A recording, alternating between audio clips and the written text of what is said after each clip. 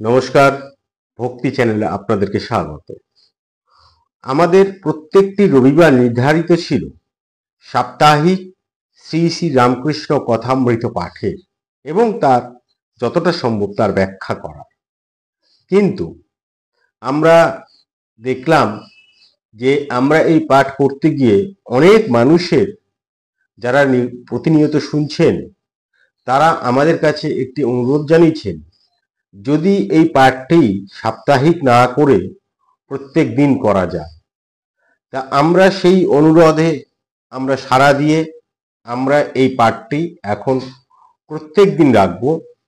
আমরা প্রতিদিন যে সকল ভিডিও আপলোড করি, যেখানে আমাদের এই সনাতন হিন্দু ধর্মের বিভিন্ন আখ্যান প্রচারিত করি, বিভিন্ন চরিত্রের কথা বলি, বিভিন্ন প্রতীকের কথা বলি এবং গ্রন্থরাজি পাঠ করি, সেগুলি যেমন চলছে চলবে, তার সঙ্গে আমরা প্রত্যেক দিন এই শ্রী শ্রী রামকৃষ্ণ কথামৃত পাঠ আমরা রাখব।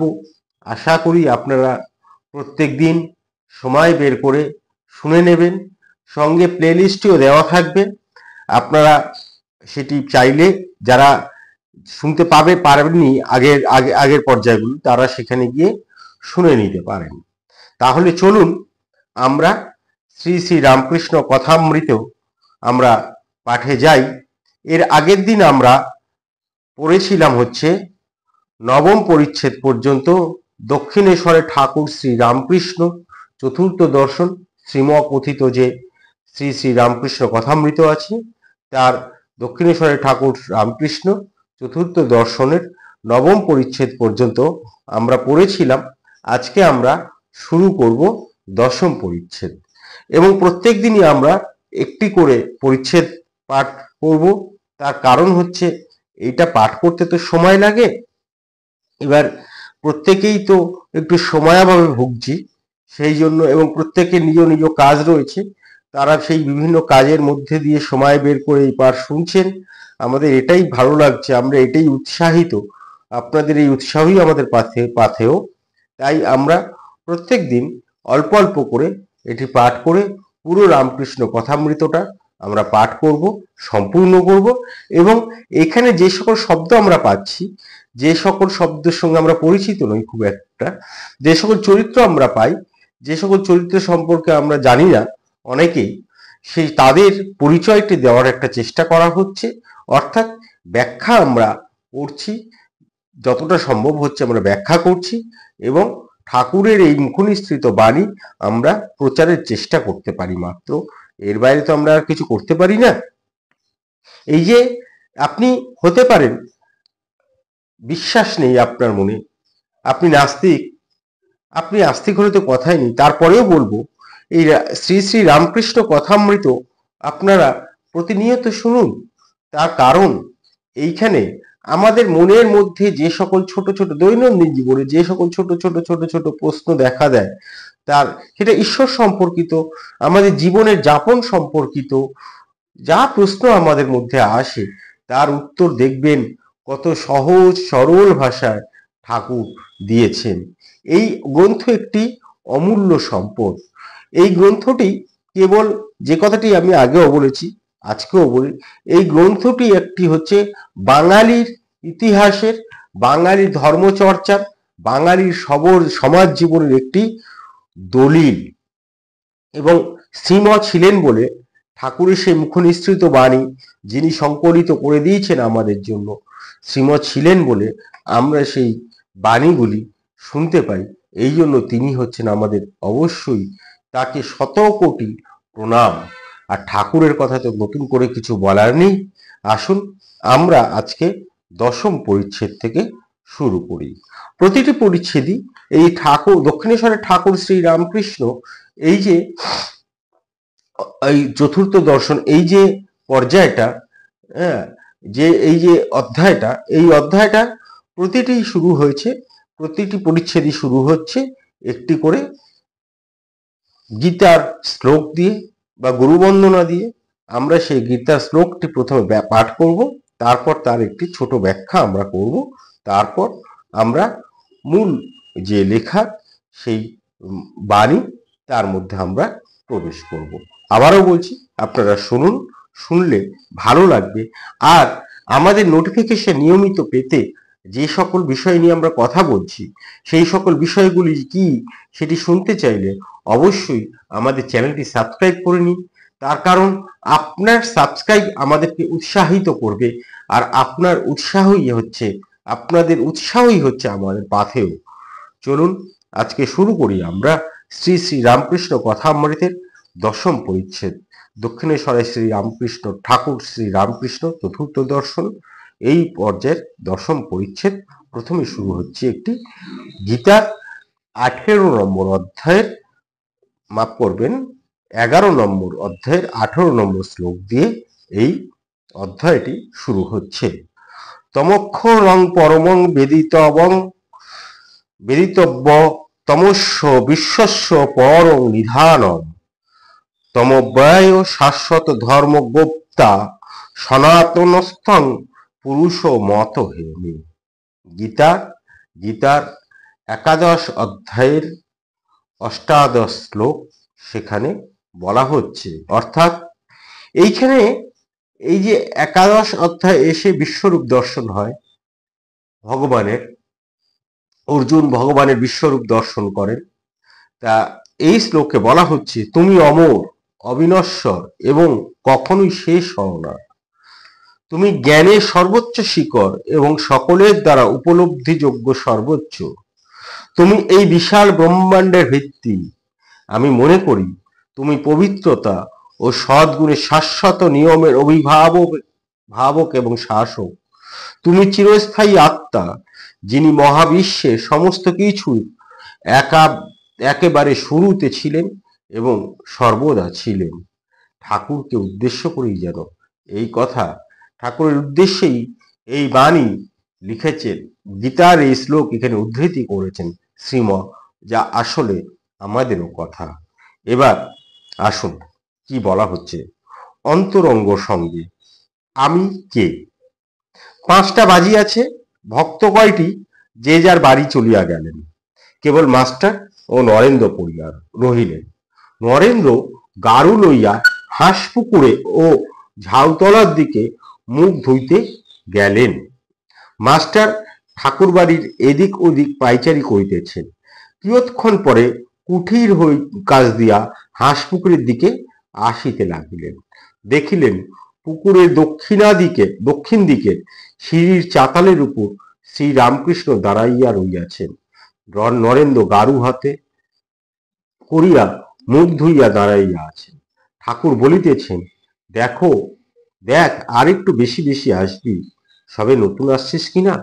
প্রথম আলাপের পর নূতন সকলে ঘন ঘন আসে, যেমন নূতন পতি। নরেন্দ্র ও মাস্টারের হাস্য। কেমন, আসবি তো? নরেন্দ্র ব্রাহ্ম সমাজের ছেলে, হাসিতে হাসিতে বলিলেন, হ্যাঁ, চেষ্টা করব। দেখুন, ঠাকুর আসলে জহুর চেনে। প্রথম থেকেই কিন্তু নরেন্দ্রর প্রতি তিনি আকৃষ্ট হয়ে আছেন। আমরা নরেন্দ্র কি করে বিবেকানন্দ হলো, আমরা যদি বিভিন্ন গ্রন্থ থেকে আমরা অবশ্যই জানতে পারি, কিন্তু এইখানে আমরা দেখতে পারবো, এই শ্রী রামকৃষ্ণ কথামৃতে দেখতে পারবো যে কি সুন্দরভাবে নরেন্দ্রকে ঠাকুর বিবেকানন্দ হিসেবে তৈরি করছেন। এই নরেন্দ্রনাথ দত্ত, তার সম্পর্কে তো নতুন করে বলার কিছু নেই। তিনি প্রত্যেক দিনই একটা সময় ঠাকুরের কাছে আসতে শুরু করেন।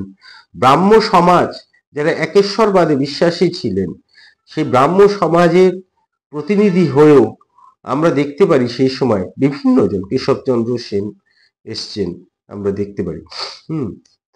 তারা বিভিন্ন জন তাদের কাছে আসতেন, যাদের মধ্যে এই নরেন্দ্রনাথ দত্ত অন্যতম। সকলে কুঠির পথ দিয়া ঠাকুরের ঘরে আসিতেছেন। কুঠির কাছে গিয়া মাস্টারকে ঠাকুর বলিলেন, দেখ, চাষারা হাটে গরু কিনতে যায়, তারা ভালো গরু মন্দ গরু বেশ চেনে। লেজের নিচে হাত দিয়ে দেখে, কোনো গরু লেজে হাত দিলে শুয়ে পড়ে, সে গরু কেনে না। যে গরু লেজে হাত দিলে তিরিং মিরিং করে লাফিয়ে উঠে, সেই গরুকেই পছন্দ করে। নরেন্দ্র সেই গরুর জাত, ভিতরে খুব তেজ। এই বলিয়া ঠাকুর হাসিতেছেন। আবার কেউ কেউ লোক আছে যেন চিরের ফলার, আট নাই জোর নাই, ভ্যাত ভ্যাত করছে। কি অসাধারণ মানুষের, নরেন্দ্রনাথের, বিশেষ করে নরেন্দ্রনাথের এই যে চরিত্রের বিশ্লেষণ, নরেন্দ্রনাথের মনোজগতের বিশ্লেষণ ঠাকুর কি সুন্দর উদাহরণ দিয়ে এই গরু কেনার, গরুর ল্যাজ ধরলে যে গরু তেরিং বেরিং করে লাফায়, সেই অসাধারণ একটি উপমা দিয়ে খুব সাধারণভাবে আমাদেরকে বুঝতে সাহায্য করে যে বিবেকানন্দ কেমন ছিলেন। সন্ধ্যা হইল, ঠাকুর ঈশ্বর চিন্তা করিতেছেন। মাস্টার বলিলেন, তুমি নরেন্দ্রের সঙ্গে আলাপ করবে। মাস্টারকে বলিলেন, তুমি নরেন্দ্রের সঙ্গে আলাপ করবে, আমায় বলবে কিরম ছেলে। আরতি হইয়া গেল। মাস্টার অনেকক্ষণ পর চাঁদনির পশ্চিম ধারে নরেন্দ্রকে দেখিতে পাইলেন। পরস্পর আলাপ হইতে লাগিল। পরস্পর আলাপ মানে এখানে হচ্ছে কথাবার্তা হইতে লাগিল। আলাপ ব্যাপারটা হচ্ছে আমরা যেটাকে বলি আলাপ হলো, আসলে আলাপ হলো মানে কথাবার্তা হলো, পরিচয় হলো না কিন্তু। তা এই যে বলছেন, তার আগে বলছেন, তুমি ঠাকুর বললেন তুমি নরেন্দ্রের সঙ্গে গিয়ে আলাপ করো, মানে আলাপ তো এদের হয়েই আছে, এখানে কথাবার্তা চলতে শুরু করলো, কথাবার্তা হতে লাগলো। তা আরতি হইয়া গেল। মাস্টার অনেকক্ষণ পর চাঁদনির পশ্চিম ধারে নরেন্দ্রকে দেখিতে পাইলেন। পরস্পর আলাপ হইতে লাগিল।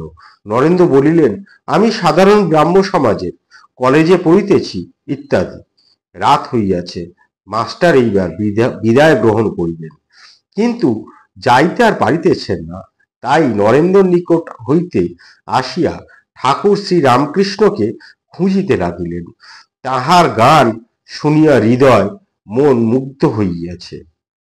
বড় সাধ যে আবার তার শ্রীমুখে গান শুনিতে পান। খুঁজিতে খুঁজিতে দেখিলেন মা কালীর মন্দিরের সম্মুখে নাট মন্দিরের মধ্যে একাকী ঠাকুর পদচারণা করিতেছেন।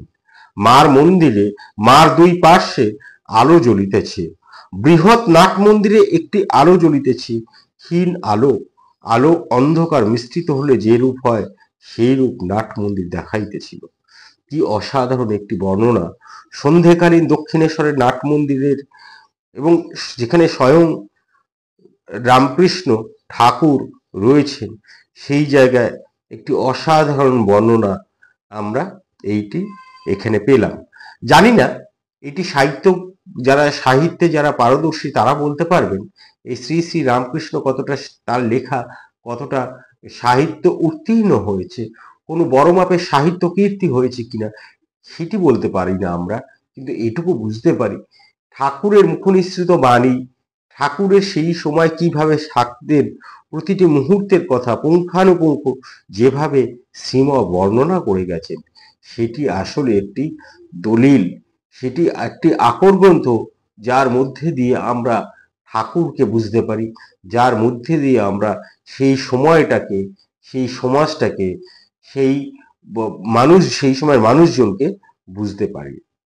মাস্টার ঠাকুরের আসনপুর ফিরে আসি। হ্যাঁ, তা মাস্টার ঠাকুরের গান শুনে আত্মহারা হইয়াছেন, যেন মন্ত্রমুগ্ধ সর্প। এক্ষণে সংকোচিতভাবে ঠাকুরকে জিজ্ঞাসা করিলেন, আজ আর কি গান হবে? ঠাকুর চিন্তা করিয়া বলিলেন, না, আজ আর গান হবে না। এই বলিয়া কি যেন মনে পড়িল। অমনি বলিলেন, তুমি এক কর্ম করো, আমি বলরামের বাড়ি কলিকাতায় যাব, তুমি যেও, সেখানে গান হবে। এই বলরামের বাড়ি, আচ্ছা, ঠাকুরের গান এত অপূর্ব, ঠাকুর এত অপূর্ব গান গাইতেন যে মাস্টার তার গান শুনতে চাইছেন আরেকবার, কিন্তু সেইটি তো ঠাকুরকে বলাতে ঠাকুর বলল, না, আজকে আর গান হবে না।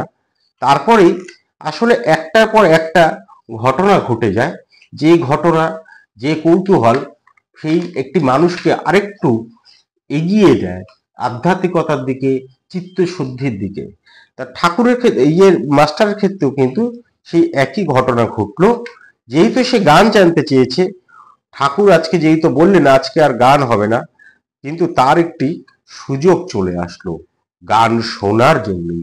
সেটি হচ্ছে ঠাকুর তাকে বলছে যে বলরামের বাড়ি কলকাতায় যাব, তুমি যেও, সেখানে গান হবে। অর্থাৎ গান শোনানোর জন্য সেই ঠাকুর শ্রীমকে বলরামের বাড়িতে আমন্ত্রণ জানালো। এবার কেন বলরামের বলছি যে বলরামের বাড়িতে যাওয়া হচ্ছে আসলে এই একটু উন্নতির দিকে চলে যাওয়া এই মাস্টারের, তার কারণ বলরাম সম্পর্কে জানতে পারলে আমরা জানতে পারবো। এখন একটু যদি আলোচনা করি তাহলে আমরা সেটা বুঝতে পারবো।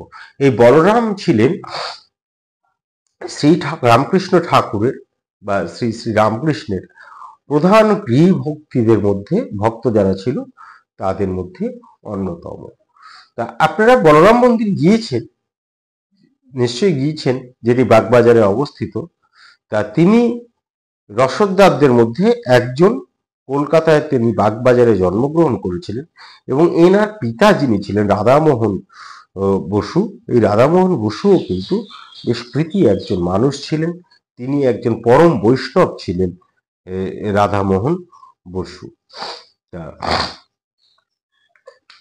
সেই পিতামহ গুরুপ্রসাদের গৃহদেবতা, এই বলরাম বসুর পিতামহ গুরুপ্রসাদের গৃহদেবতা শ্রী শ্রী রাধা সুন্দর বিগ্রহের নাম অনুসারেই কিন্তু ওই অঞ্চলের নাম হচ্ছে শ্যামবাজার। আমরা যে শ্যামবাজার বলি, কেন শ্যামবাজার তার নাম, সেইটি হচ্ছে এই বলরাম বসুর যে পিতামহ ছিলেন তার যে শ্যাম মূর্তি ছিল, সেই শ্যাম মূর্তি শ্রী শ্রী রাধা শ্যাম সুন্দর বিগ্রহের নাম অনুসারে ওই জায়গার নাম হচ্ছে শ্যামবাজার।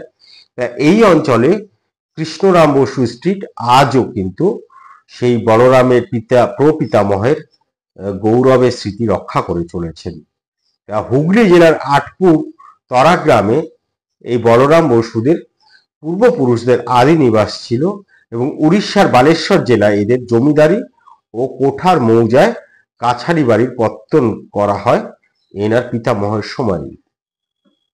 তা এই বলরামরা ছিলেন তিন ভাই, তিনি ছিলেন দ্বিতীয়। শৈশব থেকেই বলরাম ছিলেন ধর্ম ভাবাপন্ন এবং বৈষ্ণব পরিবারের এক ধর্মপ্রাণ ব্যক্তি। শ্রীধাম বৃন্দাবনেও শ্রী রাধার শ্যাম সুন্দর বিগ্রহ স্থাপন করেছিলেন এনার পিতা। তা যেই জায়গাটি কালাবাবু কুঞ্জ নামে পরিচিত। তা বলরাম 1882 খ্রিস্টাব্দে প্রথম শ্রী রামকৃষ্ণকে দর্শন করেন দক্ষিণেশ্বরে। তা শ্রী রামকৃষ্ণের বলরামকে চিনে নিতে কিন্তু একেবারেই সময় নেয়নি। আসলে শ্রী রামকৃষ্ণ ঠাকুর একটু বলছিলাম জোহর চেনে, এবং দেখুন বলরামকে কিভাবে আপন করে নিয়েছিলেন এবং কি সম্বোধন করতেন ঠাকুর। দেখুন, একমাত্র বলরামের বাড়িতেই শ্রী রামকৃষ্ণ সর্বাধিকবার গিয়েছেন। তাকে তো সবাই বাড়ি নিয়ে যাওয়ার জন্য ব্যাকুল হয়ে থাকতো, কিন্তু বলরামের বাড়িতেই কিন্তু ঠাকুর সর্বাধিকবার গিয়েছেন। কারণ তিনি বলতেন বলরামের অন্ন শুদ্ধ অন্ন, তিনি বারবার এই কথাটি বলতেন। তিনি বলরামকে যেন শ্রী চৈতন্য কীর্তনের দলে দেখেছিলেন, আর বলরামের সহধর্মিনী ছিলেন কৃষ্ণ ভাবিনীকে শ্রীমতী অর্থাৎ রাধা রানীর অষ্টসখীর প্রধানা বলে উল্লেখ করেছিলেন। তা ঠাকুর বুঝতে পারছেন কোন দৃষ্টিতে বলরামকে দেখত। তা একবার শ্রীমতী কৃষ্ণা ভাবিনী অসুস্থ হয়ে পড়লে তাকে দেখবার জন্য ঠাকুর শ্রীমা সারদা দেবীকে দক্ষিণেশ্বর থেকে বলরাম বসুর গৃহে পাঠান। প্রতি বৎসর রথ বেরোতো এই বলরাম বসু বাড়ি থেকে। সেই রথের সময় ঠাকুরকে বাসভবনে নিয়ে আসতেন এই বলরাম, এবং ঠাকুর কি করতেন, রথের সামনে কীর্তন ইত্যাদি এগুলো করতেন এবং রথ টানতেন। ঠাকুর বলতেন, একটা কথাই বলতেন বারবার, বলরামের পরিবার সব এক সুরে বাঁধা।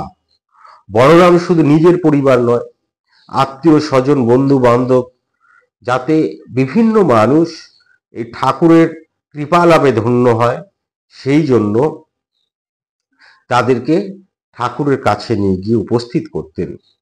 শ্রী রামকৃষ্ণের মহাসমাধি যেদিন ঘটে, ঠাকুরের যেদিন মহাসমাধি হয়, সেই মহাসমাধি দিন পর্যন্ত তিনি ঠাকুরের প্রয়োজনীয় নিত্য আহার্য দ্রব্য সমূহ যোগান দিয়ে গেছেন। ঠাকুরের অদর্শনের পরেও শ্রী রামকৃষ্ণের ত্যাগী সন্তানদের কাছে বলরামের ভবন ছিল একটি আশ্রয়স্থল। এই ভবন, যেটি বলছিলাম, বর্তমানে বলরাম মন্দির নামে পরিচিত। এখানেই রামকৃষ্ণ মিশনের প্রতিষ্ঠা হয়, এখান থেকে রামকৃষ্ণ মিশনের যাত্রা শুরু হয়। আর মাঝে মাঝে শ্রী শ্রী মাও এই বাড়িতে এসে বসবাস করে গেছেন। বলরাম বসু পুরীতে যে আবাস ছিল এবং বৃন্দাবনের কালাকুঞ্জ ছিল, ঠাকুরের ত্যাগী সন্ন্যাসী যারা ছিলেন তাদের সাধন ভোজনের জন্য সেই স্থানটি নির্ধারিত করা হয়েছিল। শ্রী রামকৃষ্ণ লীলার ইতিহাসের অন্য কোনো ভক্ত পরিবারের এরূপ সক্রিয় ভূমিকা আমরা দেখতে পাই না। মাত্র 47 বছর বয়সে শ্রী রামকৃষ্ণ ত্যাগী সন্তানদের উপস্থিতিতে বলরাম বসু ইহলোক ত্যাগ করেন এবং তার কিছু পরেই 1919 খ্রিস্টাব্দে কৃষ্ণ ভাবিনী দেবীর আমাদের ছেড়ে চলে যান। তা এই গেল বলরাম বসুর কথা।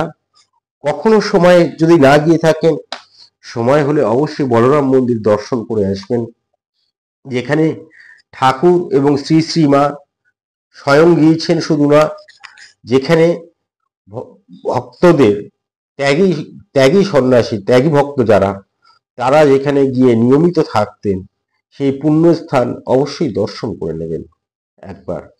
তা সেই পুণ্যস্থানে যাওয়ার সুযোগ হয়ে গেল এই শ্রীমঠ। তা আস্তে আস্তে দেখা গেল যে তিনি আরো একটু ঠাকুরের সান্নিধ্যে আসার সুযোগ পাচ্ছেন। এরপরে আমরা দেখতে পারবো হচ্ছে ঠাকুর এবং মাস্টারের কিছু কথোপকথন হচ্ছে। মাস্টারকে বললেন ঠাকুর যে তুমি যেও, সেখানে গান হবে। মাস্টার: যে আজ্ঞা। শ্রী রামকৃষ্ণ: তুমি জানো বলরাম বসু? মাস্টার: আজ্ঞা না। শ্রী রামকৃষ্ণ: বলরাম বসু, বোসপাড়ায় বাড়ি। মাস্টার: যে আজ্ঞা। আমি জিজ্ঞাসা করবো। জিজ্ঞাসা করবো মানে? বলরাম বসু বলছেন, ঠাকুর বলছেন যে বলরাম বসুকে তুমি জানো না, জানো কি? মাস্টার বললেন না। এখন মাস্টারকে তো যেতে বলেছে, ফলে ঠাকুর বলছেন যে বোসপাড়ায়, সেখানে হচ্ছে বলরাম বসুর বাড়ি। এবার মাস্টার বলছেন আমি গিয়ে জিজ্ঞেস করবো, অর্থাৎ আশেপাশে লোকজনকে জিজ্ঞেস করে আমি ঠিক সেই বাড়িতে পৌঁছে যাব। শ্রী রামকৃষ্ণ মাস্টারের সঙ্গে নাট মন্দিরে বেড়াইতে বেড়াইতে: আচ্ছা, তোমায় একটা জিজ্ঞাসা করি, আমাকে তোমার কি বোধ হয়? মাস্টার চুপ করিয়া আছেন। ঠাকুর আবার বলিতেছেন, তোমার কি বোধ হয়? আমার কয় আনা জ্ঞান হয়েছে। মাস্টার: আনা এ কথা বুঝিতে পারছি না, তবে এরূপ জ্ঞান বা প্রেম ভক্তি বা বিশ্বাস বা বৈরাগ্য বা উদার ভাব কখনো কোথাও দেখি নাই। ঠাকুর শ্রী রামকৃষ্ণ হাসিতে লাগিলেন। দেখুন, মাস্টার ঠাকুরের কাছে যা বললেন, ঠাকুর সম্পর্কে যা বললেন, সেই কথাটা হচ্ছে চিরসত্য। আমরা এই কলিযুগে, আসল কলিকালের যে ঠাকুর আমাদেরকে তো শুদ্ধ করতে এসছেন, হ্যাঁ, তা কলিকালের ঠাকুরের হাত দিয়েই তো কলিকালের বিনাশ শুরু, আমরা বলবো। তা সত্যি ঠাকুরের মতন জ্ঞান বা প্রেম ভক্তি বা বিশ্বাস বা বৈরাগ্য বা উদার ভাব কখনো কারোর মধ্যে দেখা যায়নি। আর তাই জন্যই তিনি ঠাকুর শ্রী শ্রী রামকৃষ্ণ। ঠাকুর শ্রী রামকৃষ্ণ হাসিতে লাগলেন। এরূপ কথাবার্তার পর মাস্টার প্রণাম করিয়া বিদায় গ্রহণ করিলেন। সদর ফটক পর্যন্ত আসিয়া আবার কি মনে পড়িল, আবার ফিরিলেন, আবার নাট মন্দিরে ঠাকুর শ্রী রামকৃষ্ণের কাছে উপস্থিত।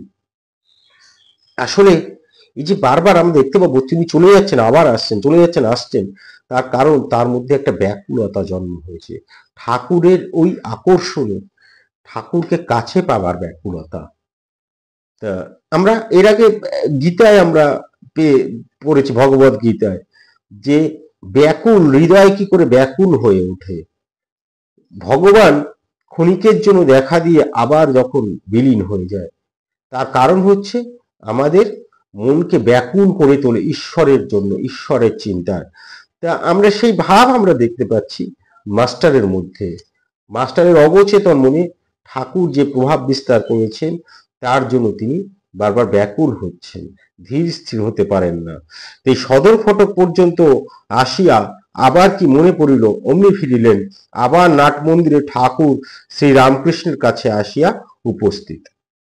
ঠাকুর সেই ক্ষীণালোক মধ্যে একাকী পায়চারি করিতেছেন, একাকী, নিঃসঙ্গ। তারপরে দেখুন ঠাকুরের কি অসাধারণ বর্ণনা দিয়েছেন এখানে মাস্টার। পশুরাজ যেন অরণ্য মধ্যে আপন মনে একাকী বিচরণ করিতেছেন। আত্মারাম, সিংহ একলা থাকতে, একলা বেড়াতে ভালোবাসে, অনপেক্ষ। সে মাস্টারকে, এই ঠাকুরকে দেখে মাস্টারের এই সিংহের পাইচারির কথাই মনে হচ্ছে, যেন বনমধ্যে যেমন সিংহ একাকী পাইচারি করে, সেরকমই ঠাকুর সেই ক্ষীণালোকে নাট মন্দিরে একাকী পাইচারি করছেন। তা অবাক হইয়া মাস্টার আবার সেই মহাপুরুষ দর্শন করিতেছেন। শ্রী রামকৃষ্ণ মাস্টারের প্রতি, আবার যে ফিরে এলে? মাস্টার, আজ্ঞা, বোধ হয় বড় মানুষের বাড়ি, যেতে দেবে কিনা তাই যাব না ভাবছি। এইখানে এসেই আপনার সঙ্গে দেখা করব। ওই যে বলরাম বসু বাড়ি যেতে বলেছে, বড় মানুষের বাড়ি, ঢুকতে দেবে কিনা একটু সংশয় রয়েছে মাস্টার, তাই বলছেন তিনি এখানে এসেই দেখা করব। শ্রী রামকৃষ্ণ, না গো, তা কেন? তুমি আমার নাম করবে, বলবে তার কাছে যাব, তাহলেই কেউ আমার কাছে নিয়ে আসবে।